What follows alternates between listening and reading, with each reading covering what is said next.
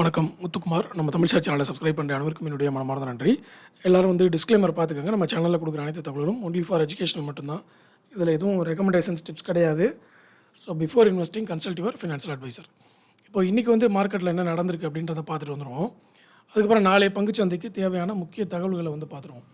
இன்றைக்கி நிஃப்டி 172 புள்ளிகள் ஏற்றம் கொடுத்துருந்தது. இந்த 172 புள்ளிகள் அப்படின்றது காலையில் 11:30 வரைக்கும் நிஃப்டியோட டைரக்ஷனே வேறு மாதிரி இருந்தது. டோட்டலி பார்த்தீங்கன்னா இன்றைக்கி நிஃப்டி ஹை வாலட்டைல் மார்க்கெட்டுன்னு சொல்லலாம். மேலே 150 புள்ளி, திருப்பி கீழே 150 புள்ளி, திருப்பி மேலே 150 புள்ளி, இப்படி மாறி மாறி தான் நிஃப்டி இன்றைக்கி ஓடிட்டே இருந்தது. காலையில் 11:30க்கெலாம் பார்த்தீங்கன்னா நமக்கு ஒரு டேட்டா ஒன்று கொடுத்துருந்தாங்க, மணி கண்ட்ரோல்லே கொடுத்துருந்தாங்க. அந்த டேட்டா நான் உங்களுக்கு காமிக்கிறேன். இங்கே பாருங்கள், இதில் பார்த்தீங்கன்னா உங்களுக்கு தெளிவாக தெரியும். இது 11:22க்கு வந்த டேட்டா மார்னிங்கு. அப்போ மார்க்கெட்டோட சுச்சுவேஷனுக்கு 7 key reasons behind market decline அப்படின்னு தான் கொடுத்துருந்தாங்க.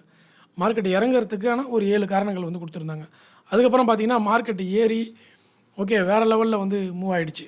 ஸோ கிட்டத்தட்ட 170 புள்ளிகள் பாசிட்டிவில் வந்துருச்சு. ஸோ மார்க்கெட் இறங்குனதுக்கு காலையில் இறங்குனதுக்கு என்னென்ன ரீசன் கொடுத்துருந்தாங்கன்னா, ஒன்று ப்ராஃபிட் புக்கிங். ஏன்னா இந்த வாரம் ஃபுல்லாக ஏறிட்டு இன்றைக்கி இறங்கிட்டு இன்றைக்கி ஏறும்பொழுது என்ன ஆகும்னா, இதை செல் ஆன் ரைஸ் அப்படின்ற மார்க்கெட்டாக நிறைய பேர் கன்சிடர் பண்ணி வச்சுருப்பாங்க. செல் ஆன் ரைஸ் அப்படின்றப்போ என்னென்னா, டவுன் ட்ரெண்டில் என்ன பண்ணுவாங்கன்னா, ஒரு ரைஸ் வருமோ அந்த இடத்துல செல் பண்ணிவிடுவாங்க. அந்த மாதிரி நேற்றுக்கு மார்க்கெட் ஏறிச்சு, இன்றைக்கும் கொஞ்சம் ஏற்றம் கொடுக்காமல் அப்படியே மைல்டாக இருக்கும்போது நிறைய பேர் ப்ராஃபிட் புக் பண்ண ஆரம்பிச்சிட்டாங்க. இந்த லாஸ்ட்லேயே வெளியே வந்துடலாம் அப்படின்னு சொல்லிட்டு. அதுக்கப்புறம் எஃப்ஐஐ செல்லிங் தொடர்ந்து வந்துக்கிட்டே இருந்தது. அதுக்கப்புறம் ருப்பி வீக்னஸ், இது இன்றைக்கி மார்க்கெட் இறங்குறதுக்கு காலையில் மிகப்பெரிய ஒரு பாயிண்ட்டாக இருந்தது. அதுக்கப்புறம் வீக்லி எக்ஸ்பைரி, அதுவும் ஆல்ரெடி நான் நேற்றுக்கு சொல்லியிருந்தேன் உங்களுக்கு. ஸ்கொயர் ஆஃப் பண்ணுறதுக்காக எல்லோரும் ஆல்ரெடி எக்ஸிஸ்டிங் பொசிஷனை செல் பண்ணுவாங்க. அப்பயும் அது மார்க்கெட்டில் ஒரு பெரிய வலட்டையில் கொடுக்கும் அப்படின்னு. ரெண்டாவது, இந்த கான்ட்ராக்ட் எல்லாமே அடுத்த மாத கான்ட்ராக்ட்டுக்கு மூவ் ஆகும்போது இந்த மாதத்தோட கான்ட்ராக்ட் எல்லாமே கொஞ்சம் டவுன் ஆகும். அடுத்து ஜியோ பொலிட்டிக்கல் கன்சர்ன்ஸ், அதுக்கப்புறம் க்ரூடு ப்ரைஸ் ஹையராக இருக்கிறது. அதுக்கப்புறம் ஃபெட் பாலிசி, இது தாங்க இப்போ நீங்கள் இந்த வீடியோவில் கவனிக்க வேண்டியது. ஃபெட் பாலிசி இன்றைக்கும் நாளைக்கும் மீட்டிங் நடக்குது, ஓகேவா? அந்த ஃபெட் பாலிசியில் என்ன வரப்போகுதோ டேட்டா, அதை பொறுத்து தான் கோல்டு ஏறுமா இறங்குமான்றதை டிசைட் பண்ண முடியும், ஓகேவா? கோல்டு பார்த்தீங்கன்னா கடந்த லாஸ்ட் வீக் ஃபுல்லாக நீங்கள் பாருங்கள், நம்ம மார்க்கெட்டு பயங்கரமாக இறங்குச்சு. கிட்டத்தட்ட 1500 புள்ளிகள் இறங்குச்சு. ஆனாலும் கோல்டு சுத்தமாக ஏறவே இல்லை, கோல்டு சேர்ந்து இறங்குச்சு. ரீசன் என்னென்னா, ஒரு 15 நாள் முன்னாடி நமக்கு கோல்டு டாலரில் நிறைய பேர் இன்வெஸ்ட்மெண்ட் பண்ணிட்டு வரனால ரேட் கட்டு நடக்காது. ரேட் கட்டு நடந்தால் தான் கோல்டு ஏறும், ரேட் கட்டு நடக்கலைன்னா கோல்டு ஏறாது அப்படின்றது எல்லாருக்குமே தெரியும். ஸோ இந்த தடவை ரேட் கட்டு இருக்காது அப்படின்ற எக்ஸ்பெக்டேஷனில் தான் எல்லோரும் இருக்காங்க. ஸோ நாளைக்கு என்ன வருதுன்ற டேட்டாவை பொறுத்து மார்க்கெட்டில் நிறைய சேஞ்சஸ் நடக்கும். ஸோ யூஎஸ் ஃபெடரல் ரிசர்வுடைய அந்த டேட்டா வந்துச்சு அப்படின்னா அது மார்க்கெட்டில் ஒரு பெரிய வலட்டையில் ஏற்படுத்தும். அந்த வலட்டையில் பார்த்துட்டு அதுக்கப்புறம் இந்த மாதம் நம்ம வெயிட் பண்ணி கொஞ்சம் கொஞ்சமாக முடிவெடுக்கலாம். ஓகே, ஸோ நாளைக்கு ரொம்ப முக்கியமான டேட்டா என்னென்னா, இந்த யூஎஸ் ஃபெடரல் ரிசர்வ் நாளைக்கு கூட இல்லை, நாளைக்கு மறுநாள் தான், நாளைக்கு ஈவினிங் ஒரு அப்போ தான் நமக்கு கிடைக்கும் டேட்டா, ஓகேவா?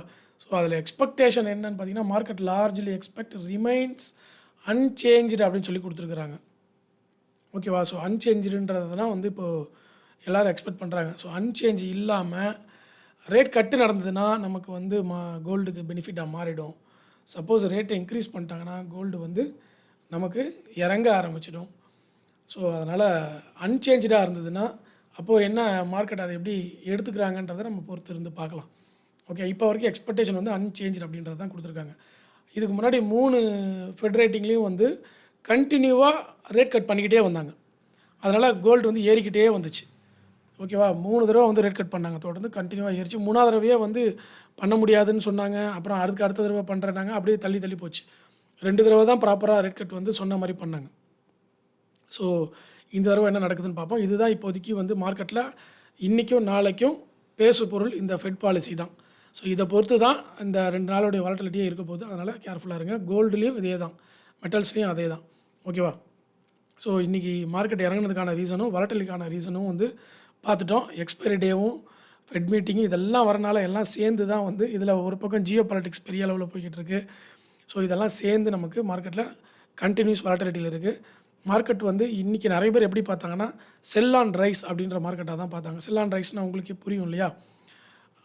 மார்க்கெட் டவுன் ட்ரெண்டில் இருக்கும் பொழுது கொஞ்சம் ஏறிச்சுன்னா உடனே அந்த இடத்துல செல் பண்ணிவிட்டு வெளியே போயிடுவாங்க, சரிங்களா? அது இல்லாமல் நாளைய பங்குச்சந்தைக்கு தேவையான தகவல்களில் இப்போ வரைக்கும் பார்த்தீங்கன்னா கிஃப்ட் நிஃப்டி வந்து 23,640 புள்ளிகளில் இருக்குது. இங்கே பார்த்தீங்கன்னா உங்களுக்கு தெரியும். ஓகேவா? நீங்கள் நம்ம வெப்சைட்லேயே போய் பார்க்கலாம். 23,630 இந்த இடத்துல இருக்கு இல்லையா? இங்கே பாருங்கள், இது வந்து நம்மளுடைய நிஃப்டி. அப்படியே பக்கத்தில் இருக்கிறது கிஃப்ட் நிஃப்டி. ரெண்டுமே பக்கத்தில் தான் இருக்கும். சரிங்களா? ரெண்டுமே பக்கத்தில் இருக்கும். இது 23,580. அந்த கிஃப்ட் நிஃப்டி வந்து 23,645. அப்போ கிட்டத்தட்ட ஒரு 60 புள்ளிகள் வந்து கிஃப்ட் நிஃப்டி பாசிட்டிவில் இருக்குது. இப்போ வரைக்கும் 63 புள்ளிகள். ஆனால் இது இப்போ மேபி இன்றைக்கி மார்க்கெட் முடியும், கிஃப்ட் நிஃப்டி முடியும் போதே மைனஸில் முடியலாம். இல்லை நாளைக்கு காலையில் ஓப்பன் ஆகும் பொழுது நம்ம கிஃப்ட் நிஃப்டியை கம்பல்சரி வந்து செக் பண்ணி பார்த்துட்டு தான் வந்து நம்ம முடிவு எடுக்கணும். அதில் வந்து எல்லோரும் கேர்ஃபுல்லாக இருக்கணும். அடுத்தது வந்து எஃப்ஐஐ டேட்டா. எஃப்ஐஐ டேட்டா பொறுத்தவரை இன்றைக்கி இது வரைக்கும் அப்டேட் ஆகலைன்னு நினைக்கிறேன். 16ஆம் தேதி வரைக்கும் தான் அப்டேட் ஆகிருக்கு. ஓகே. ஸோ எப்படியும் எஃப்ஐஐ வந்து செல்லிங்கில் தான் இருப்பாங்க எனக்கு தெரிஞ்சு. ஒன்றும் பெருசாக பாசிட்டிவில் இருக்காது. அதை வந்து நம்ம என்எஸ்சி வெப்சைட்டில் போய் செக் பண்ணி பார்த்துருவோம். என்எஸ்சி வெப்சைட்டில் வந்து அப்டேட் பண்ணிட்டாங்க. அதில் பார்த்திங்கன்னா நமக்கு எஃப்ஐஐயை பொறுத்தளவில் -4,741 crore. ஸோ 4,741 கோடிக்கு வந்து எஃப்ஐஐ செல் பண்ணி தான் வச்சுருக்கிறாங்க. டிஐஏ 5,200 கோடிக்கு வந்து பையிங்கில் இருக்கிறாங்க. ஓகே. ஸோ எஃப்ஐஐ வந்து ஸ்டில் நமக்கு செல்லிங் பொசிஷனில் தான் இருக்கிறாங்க. ஒன்றும் பெரிய பாசிட்டிவில் இல்லை. ஓகே. இப்போ மணி கண்ட்ரோலில் வந்து அந்த எஃப்ஐஐ டேட்டா கொஞ்சம் கிளாரிட்டியாக கொடுக்குறாங்க. இன்னிலேருந்து நேற்றுக்கு வரைக்கும் அப்படி இல்லை. இன்றைக்கி பார்த்திங்கன்னா கொஞ்சம் இந்த கேஷ் மார்க்கெட்டுக்கு எவ்வளோ, எஃப்என்டோவில் எவ்வளோ இருக்குது, அந்த மாதிரி தனித்தனியாக வந்து கொடுக்குறாங்க. அதை பார்த்திங்கன்னா உங்களுக்கு எஃப்ஐஐ டேட்டா, டிஐ டேட்டா எல்லாமே தெரிஞ்சிடும். பட் இனிமேல் நானும் வந்து இதை பார்த்து தான் நம்ம அப்டேட் பண்ணுவோம். ஸோ அதில் இன்னும் நிறைய டேட்டா வந்து நமக்கு கிடைக்கும். ஸோ இது எல்லாமே இன்றைக்கி செக்டார் டேட்டா அப்படின்றத பார்த்துருவோம். ஸோ இது பார்த்துட்டோம் இல்லையா? மார்க்கெட் வந்து அதுக்கப்புறமா என்னாச்சு, நமக்கு 7 கீ ரீசன்ஸ் முடிச்சிட்டோம். இப்போது நீங்கள் அந்த நிஃப்டியோடைய சார்ட் பார்த்துட்ருப்பீங்க. நிஃப்டியை பொறுத்தவரை அந்த செல் ஆன் ரைஸ்ன்னு சொன்ன பார்த்தீங்களா? அது என்ன அப்படின்னா, இந்த இடத்துல பார்த்தீங்கன்னா உங்களுக்கு தெரியும், ஒரு டவுன் வரும், அப்புறம் கொஞ்சம் ரைஸ் ஆகும், அப்புறம் ஒரு டவுன் வரும், அப்புறம் கொஞ்சம் ரைஸ் ஆகும், அப்புறம் டவுன் வரும், அப்புறம் கொஞ்சம் ரைஸ் பண்ணுவாங்க, அப்புறம் ஒரு டவுன் வரும், அப்புறம் கொஞ்சம் ரைஸ் பண்ணுவாங்க, அப்புறம் டவுன் வரும், கொஞ்சம் ரைஸ் பண்ணுவாங்க. இந்த ரைஸ்லலாம் எக்ஸிட் ஆகிட்டே வருவாங்க செல் ஆன் ரைஸ்னால். ஓகேவா? ஸோ அதை தான் வந்து நம்ம செல் ஆன் ரைஸ் அப்படின்னு சொல்லியிருந்தேன். இது வந்து ஜஸ்ட் ஃபார் உங்களுக்கு ஒரு சாம்பிளுக்கு தான் இதை போட்டிருக்கிறேன். அதனால் இதை வந்து நீங்கள் இதை அந்த செல் ஆன் ரைஸை மட்டும் தெரிஞ்சுக்கிறதுக்கு தான் இந்த சாம்பிள் சார்ட் உங்களுக்கு காமிச்சது. அதே மாதிரி வீக்லியாக கன்வெர்ட் பண்ணிங்கன்னா டபுள் டாப் அப்படின்றது வந்து இண்டிகேட் ஆகிருக்கும். இந்த டபுள் டாப் எப்போ கன்ஃபர்மேஷன் வரும்னு பார்த்தீங்கன்னா, இந்த 21,000 இந்த இடம் இருக்குது பாருங்கள். இந்த சார்ட் வந்து இந்த இடத்த கரெக்டாக ஈக்குவலாக வரும்பொழுது டபுள் டாப் வந்து ஆக்டிவேட் ஆயிரும். இங்கேருந்து கொஞ்சோண்டு கட் பண்ணால் கூட ஓகே, டபுள் டாப் ஆக்டிவேட் ஆகிடுச்சுன்னு சொல்லுவாங்க. அதுக்கப்புறம் ரீடெஸ்ட் பண்ணிவிட்டு மார்க்கெட் வந்து கீழே இறங்க ஆரம்பிக்கும். இதுதான் வந்து அந்த டபுள் டாப்போடைய வேலை. ஓகேவா? இது இல்லாமல் ஹிஸ்ட்ரி டேட்டா காமிக்கிறேன்னு சொல்லியிருந்தேன் இல்லையா? அதுக்கு தான் இந்த சார்ட்டே எடுத்தேன். ஹிஸ்ட்ரி டேட்டா பொறுத்தவரை இங்கே பாருங்கள். இப்போ நான் வந்து நிஃப்டியோடைய 2021 டேட்டாவுக்கு வந்து வந்திருக்கிறேன். ஓகேவா? இல்லைனா மந்த்லி சார்ட்டில் கூட நான் உங்களுக்கு போட்டு காமிக்கிறேன். பாருங்கள், இதுதான் வந்து கோவிட்டுடைய கிராஷ். கோவிட்டில் நடந்தால் நமக்கு கிராஷ் எப்போ நடந்துச்சுன்னா 2020 ஜனவரி, 2020 பிப்ரவரி, 2020 மார்ச்சில் தான் நமக்கு வந்து டவுன் ஆக ஆரம்பிச்சது. 2020 மார்ச்சில் நமக்கு S1 வந்து ஃபஸ்ட்டு டைமாக ரொம்ப ஆண்டுகளுக்கு பிறகு கட் பண்ணிச்சு. 2017, 18, 19 இல்லாமல் 2020 தான் ஃபஸ்ட்டு டைமாக S1 இந்த இடத்துல பிரேக் பண்ணியிருக்கு பாருங்கள். தெரியுதுங்களா? இது வந்து எப்போ நடக்கும்னா, அந்த மார்ச் மாதம் தான் மோஸ்ட்லி வந்து இது நடக்கும். நீங்கள் 2016 போய் பார்த்தாலும் அதே மாதிரி நடந்திருக்கும். ப்ரீவியஸாக பெரிய அளவில் டவுன் வந்ததெல்லாம் பார்த்தீங்கன்னா, ஒரு குறிப்பிட்ட 6 வருஷத்துக்கு அப்புறம் வர்றது எல்லாமே அந்த மார்ச் மாதம் தான் வந்து அந்த கிராஷ் வந்து பதிவாயிருக்கு. ஓகேவா? அந்த மார்ச் மாதம் தான் ஃபஸ்ட்டு டைமாக என்ன பண்ணுவாங்கன்னா, அந்த S1 வந்து பிரேக் பண்ணுவாங்க. அதே மாதிரி இந்த தடவையும் பார்த்தீங்கன்னா 2020 5 வருஷம் முடிஞ்சிருச்சு. இப்போ 6வது வருஷம். இந்த தடவை ஃபஸ்ட்டு டைமாக S1 வந்து மார்க்கெட்டு டச் பண்ணியிருக்கு. அங்கேருந்து ரிவர்சல் போயிடும்னு நிறைய பேர் எதிர்பார்த்துட்ருக்குறாங்க. ஏன்னா நார்மலாக நம்ம ஸ்டாக்கை பொறுத்தவரை என்ன பண்ணுவோம்னா, இந்த S1 தொட்டுட்டா நமக்கு வந்து ரிவர்சலில் போயிடும் மார்க்கெட் அப்படின்றது தான் சொல்லுவாங்க. ஏன்னா பிவோட் பாயிண்ட்டை பொறுத்தவரை ரெசிஸ்டன்ஸ் எங்கே இருக்குதுன்னு பார்த்தீங்கன்னா 27,700 இருக்குது. இதுதான் வந்து ஃபஸ்ட்டு ரெசிஸ்டன்ஸ் டார்கெட்டாக வந்து பிவோட் பாயிண்ட் கொடுத்துருக்கு. நான் வந்து அதை ரொம்ப வேல்யூ கொடுப்பேன். இந்த பிவோட் பாயிண்ட் வந்து நான் ரொம்ப வேல்யூ கொடுப்பேன். இது கண்டிப்பாக இந்த இடத்த போயிடும் அப்படின்னு நான் வந்து ஒரு ட்ரஸ்ட் வச்சுருப்பேன் பிவோட் பாயிண்ட்டில். இப்போயும் எனக்கு அப்படி தான் இருக்குது. ஸோ அதனால் இங்கேருந்து வந்து ரிவர்சல் ஆகிடும் அப்படின்னு பார்த்தாலும் இந்த மார்ச் மாதம் இந்த மொமெண்டம் பார்த்திங்கன்னா ரொம்ப ஹியூஜ் மொமெண்டம். ஓகேவா? இந்த மொமெண்டம் வந்துச்சு அப்படின்னா இந்த சுச்சுவேஷனில் நியூஸ்லாம் எப்படி இருக்குது அப்படின்றத பார்த்தீங்கன்னா, உண்மையிலேயே நியூஸ், ஜியோ பாலிட்டிக்கல் நியூஸ் வந்து எதுவுமே ஃபேவரபுளாக இல்லை மார்க்கெட்டுக்கு. இப்போ நம்ம இந்திய பங்குச்சந்தை நல்லா இருந்தது. இந்த ஜியோ பாலிட்டிக்கல்னால தான் நம்ம வந்து தொடர்ந்து இறங்கிட்டு வந்துகிட்டே இருக்கோம். அப்படி பார்க்கும்பொழுது இது தொடருதா இல்லையான்றது இந்த மார்ச் மாதம் ஃபுல்லாக முடிஞ்சதுக்கப்புறம் தான் நம்ம வெயிட் பண்ணணும். அதே மாதிரி அந்த கிராஷ் வந்தப்போ பார்த்தீங்கன்னா மார்க்கெட் எப்படி ரெக்கவர் ஆச்சு அப்படின்றத பாருங்கள். கரெக்டாக மார்ச் 23ஆம் தேதி வரைக்கும் பெரிய அளவில் வந்து டவுன் ஆச்சு. அடுத்து ஏப்ரல் 1ஆம் தேதியிலேருந்து மார்க்கெட் வந்து ரெக்கவர் ஆக ஆரம்பிச்சிருச்சு. கிட்டத்தட்ட ஏப்ரல் ஃபஸ்ட்டு வீக்லேருந்து ஏப்ரல் 7 பாருங்கள், அந்த டேட்லலாம் பார்த்தீங்கன்னா இது வந்து வீக்லி சார்ட்டு. ஃபஸ்ட்டு வீக்லலாம் வந்து மார்க்கெட் ரெக்கவர் ஸ்டார்ட் ஆக ஆரம்பிச்சிருச்சு. ஸோ அதனால் மார்ச்சை விட்டுட்டு ஏப்ரல்லேருந்து வெயிட் பண்ணலாம் அப்படின்றது ஹிஸ்ட்ரி டேட்டா. இது வந்து நீங்கள் வேறு இயரில் கூட நீங்கள் போய் பார்க்கலாம். இது வந்து பார்த்தீங்கன்னா 2016.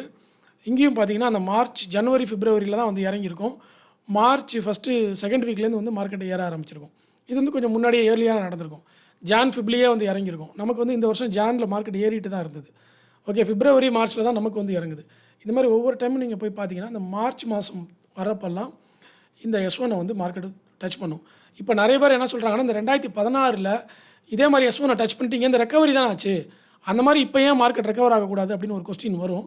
ஆக்சுவலாக இது வந்து நேரோ ரேஞ்ச், ஓகேவா? அதுக்கு முன்னாடி வருஷமும் பெரிய அளவில் மார்க்கெட் வந்து ஏற்றம் கொடுக்கல. இந்த தடவையும் அதே மாதிரி தான் வந்திருக்கு. போன வருஷம் பார்த்திங்கன்னா மார்க்கெட் பெரிய ரிட்டர்ன்ஸ் கொடுக்கல, அதுக்கு முன்னாடி வருஷமும் பெரிய ரிட்டர்ன்ஸ் கொடுக்கல. நீங்கள் ரிட்டர்ன்ஸ் வைஸ் பார்த்தீங்கன்னா தெரியும். அப்போ இந்த வருஷம் வந்து இது R1 போய் தொடும் அப்படிங்கிறத நிறைய பேர் எதிர்பார்க்குறாங்க. நான் என்ன எதிர்பார்க்குறேன்னா, இன்னும் கொஞ்சம் இறங்கிட்டு மேலே ஏறிடுமோ அப்படின்றதுக்காக தான் கொஞ்சம் வெயிட்டிங் லிஸ்ட்டில் வந்து போட்டு வச்சுருக்கிறது மார்க்கெட்டை. ஸோ இதுதான் வந்து எனக்கு தெரிஞ்ச அந்த ஹிஸ்ட்ரி டேட்டாவை பேஸ் பண்ணி நான் அனாலிசிஸ் பண்ணது உங்களுக்கு ஷேர் பண்ணிட்டேன். அது இல்லாமல் இன்றைக்கான செக்டார் டேட்டா அப்படின்னு பார்த்தீங்கன்னா, மெட்டல் செக்டார் 2.8% வரைக்கும் வந்து இன்றைக்கி ஏற்றம் கொடுத்துருக்கு. எல்லாமே காலையில் டவுனில் இருந்ததுங்க. செகண்ட் ஹாஃபில் பார்த்தீங்கன்னா எல்லாமே ஏற ஆரம்பிச்சிருச்சு. நிஃப்டி, ஐடி மட்டும்தான் வந்து டவுன், FMCG, ஐடின்னு டவுன், மற்ற எல்லாமே கண்ணாப்பின்னு ஏற ஆரம்பிச்சிருச்சு. ஸோ நாளைக்கு பொறுத்து இருந்து பார்ப்போம். இப்போ வரைக்கும் பார்த்தீங்கன்னா குளோபல் மார்க்கெட்டே வந்து அந்த FII டேட்டாவை பொறுத்தளவில், இதில் கிஃப்ட் நிஃப்டியை பொறுத்தளவில் கொஞ்ச நேரத்துக்கு முன்னாடி வரைக்கும் இது 90 புள்ளிகள் இருந்தது. அப்புறம் பார்த்தீங்கன்னா 60 புள்ளிகள் வந்தது. இப்போ பாருங்கள் 42 புள்ளிகளுக்கு வந்துருச்சு. இப்படியே கொஞ்சம் கொஞ்சமாக இறங்கிட்டே போச்சுன்னா என்ன பண்ணுறது? யூரோப்பியன் மார்க்கெட் எல்லாமே வந்து நல்ல பாசிட்டிவில் இருக்குது. 1% அப்ராக்சிமேட் பாசிட்டிவில் இருக்குது. US மார்க்கெட் எல்லாமே வந்து பாசிட்டிவில் தான் இருக்குது. ஒரு 0.5% பாசிட்டிவில் இருக்குது. ஸோ நாளை காலையில் வந்து மார்க்கெட் ஓப்பன் முன்னாடி வந்து நம்ம இதை கண்டிப்பாக செக் பண்ணணும். ஓகே, அதே மாதிரி இன்றைக்கி வந்து டாப் கெய்னர்ஸ் லிஸ்ட்டில் நமக்கு கொடுத்துருக்குற டேட்டா பார்த்திங்கன்னா, ஒரே நிமிஷம் அந்த டேட்டாவையும் நான் காமிச்சிட்றேன். டாப் கெய்னர்ஸ் லிஸ்ட்டில் நமக்கு வந்து Lloyds Metals, CPCL, Chennai petroleum தாங்க வந்து வேறு லெவலில் ஏற்றம் கொடுத்துட்டு வருதுங்க. சென்னை பெட்ரோலியம் இன்னும் வந்து பொட்டன்ஷியல் அதிகமாகவே காமிச்சிருக்கிறாங்க சென்னை பெட்ரோலியமுக்கு. அப்புறம் TRIL 6% ஏறி இருக்குது. டேட்டா பேட்டன், செயில், நேஷனல் அலுமினியம் இதெல்லாம் வந்து ஏற்றம் கொடுத்துருக்குறாங்க. ப்ரைஸ் இன்க்ரீஸ் ஆகி வால்யூம் இன்க்ரீஸ் ஆனது பார்த்திங்கன்னா அதே லாய்ட்ஸ் மெட்டல்ஸ், CPCL இதெல்லாம் வந்து நமக்கு ப்ரைஸ் இன்க்ரீஸ் ஆகி வால்யூம் இன்க்ரீஸ் ஆன அந்த லிஸ்ட்டில் வந்து காமிச்சிருக்கிறாங்க. NDTV ப்ராஃபிட்டில் 50 வீக் ஹையில் வந்து வர்தமான் டெக்ஸ்டைல்ஸ், இப்கா லேப்ஸ் 2 வந்திருக்கு. 50 வீக் லோவில் ஏகப்பட்ட ஸ்டாக்ஸ் இருக்குது. அது லிஸ்ட்டே சொல்ல முடியாது, அவ்வளோ பெருசு இருக்குது. ஓகே, அதேமாதிரி கார்ப்பரேட் ஆக்ஷன்ஸ் பெருசாக கிடையாது. இதுக்கு ப்ரீவியஸ் வீடியோலேயே வந்து கார்ப்பரேட் ஆக்ஷன்ஸ் பற்றி நான் வந்து உங்களுக்கு அப்டேட்டு கொடுத்துருக்கேன். ஸோ அதில் போய் பார்த்துக்கலாம் நீங்கள். இது இல்லாமல் நிறைய நியூஸ் வந்து வந்துகிட்டே இருக்குது. நிறைய கம்பெனிகள் ஆர்டர் எடுத்திருக்கு. அந்த ஆர்டர் எடுத்த எல்லா டேட்டாவும் வந்து டெலிகிராமில் போஸ்ட் பண்ணிட்டேன். நீங்கள் கேட்டிங்கன்னா அந்த டேட்டாவையும் வந்து நான் போஸ்ட் பண்ணுறேன். ஏதாவது டேட்டா வேணும்னா நீங்கள் எனக்கு கமெண்ட்டில் பதிவு பண்ணுங்கள். நான் டெலிகிராம்லேயும் வந்து போஸ்ட் பண்ணுறேன், யூடியூப்லேயும் வந்து கம்யூனிட்டி டேப்லேயும் போஸ்ட் பண்ணிடுறேன். உங்களுக்கு ஏதாவது இண்டிவிஜுவல் டேட்டா தேவைன்னா கேளுங்க. ஸோ அந்த டெலிகிராமோட லிங்க் வந்து டிஸ்கிரிப்ஷனில் கொடுத்துருக்கேன், கமெண்ட்லேயும் பின் பண்ணி வச்சுருக்கேன். அதே மாதிரி என்னுடைய ரெஃபரல் லிங்க், டிமேட் அக்கௌண்ட்டோடைய ரெஃபரல் லிங்கை வந்து கமெண்ட்லேயும் பின் பண்ணி வச்சுருக்கேன். விருப்பம் இருக்கிறவங்க என்னோடய ரெஃபரல் லிங்கை ப்ரெஸ் பண்ணி நீங்கள் வந்து அக்கௌண்ட் ஓப்பன் பண்ணி சப்போர்ட் பண்ணலாம். உங்களுடைய நண்பர்கள், ரிலேட்டிவ்ஸ் யாராவது இருந்தாலும் என்னோடய ரெஃபரல் லிங்கை வந்து நீங்கள் ஷேர் பண்ணலாம். அதே மாதிரி நம்ம வீடியோஸையும் வந்து உங்களுடைய ட்ரேடிங் குரூப், ஆஃபீஸில் இருக்கக்கூடிய குரூப்பு, வாட்ஸ்அப் எல்லாத்துலேயும் வந்து ஷேர் பண்ணுங்கள். ஏன்னா இப்போ நீங்கள் ஒரு ஐடி கம்பெனியில் வேலை பார்க்குறீங்கன்னா உங்கள் கூட ஒரு 100 பேர் இருப்பாங்க, எல்லாருமே ட்ரேட் பண்ணுறவங்களா தான் இருப்பீங்க. ஸோ என்னுடைய ஒப்பீனியனும் வந்து நீங்கள் பார்த்துக்கலாம். மார்க்கெட்டில் வந்து என்னென்ன டெக்னிக்கல்ஸ் வந்திருக்குன்றதையும் நான் அப்பப்போ அப்டேட் கொடுத்துட்டே இருக்கேன். இதை வந்து நீங்கள் ஷேர் பண்ணிங்கன்னா உங்களுக்கும் ஒரு ஐடியா கிடைக்கும், உங்களுக்கு ஒரு லேர்னிங் கிடைக்கும். அதனால் உங்கள் ஆஃபீஸ் குரூப்லேயும் வந்து ஷேர் பண்ணுங்கள். நன்றி, வணக்கம்.